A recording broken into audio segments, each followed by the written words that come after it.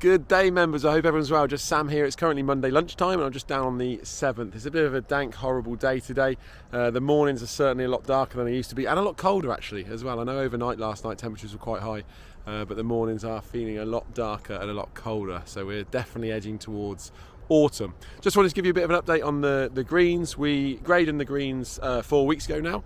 And if I'm honest with you, recovery has not been as swift as I would like. With anything that's living and breathing, that's a living, breathing organism, which is turf, it is open to the elements as well. And you know, as long as we do everything we can in our power to go in the right direction, that is the main thing. But recovery has been a little bit slower than I've wanted. I'm just down on the 7th, just at the back right at the minute, and you can see in places we've got the turf looking like this. Now what this is where the Poa annua has got a bit of anthracnose. Now anthracnose is a turf disorder that comes when the turf is under stress. Now looking back on our data, when we did renovations, we had average daily temperatures of around 22, 23, 24 degrees, which is obviously really high. So that's an average temperature over 24 hours.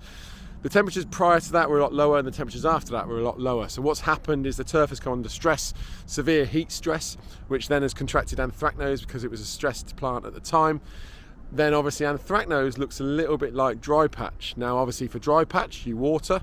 However, for anthracnose, if you water anthracnose, it can encourage anthracnose and get a lot worse. It's really difficult to tell. Now, what that means for us going forward is recovery I'd like to have been around 3.5 weeks. Like I said, we're 4 weeks out and we've got these patches on the greens. So realistically, we're probably 2 to 3 weeks later than where we're going to want to be.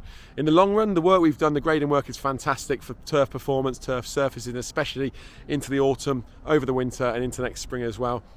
Getting that sand in the surface is really, really important. So the work we've done is fantastic. It just means that recovery on some of these areas is going to be a little bit slower. From a turf data point of view, you can see that Andy's in the background here. He's got the parimeter, which measures the lateral and vertical deviation on the ball.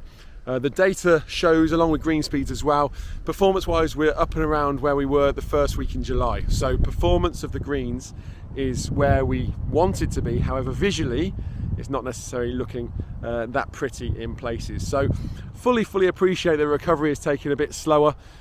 Always happy to answer questions, and we're going to look to put on a bit of a sort of course open forum to come and ask me some questions, maybe walk a few holes, so maybe look out for that in emails to come. But yeah, please bear with us. Fully appreciate we all want our golf course back to where we want it to be, but some of these areas just got hit with a little bit of anthracnose. Like I mentioned, we've done everything in our power to try and prevent this, but sometimes, no matter what you do, Mother Nature wins. So bear with us. Hopefully you're enjoying the golf, and we'll see you on the course.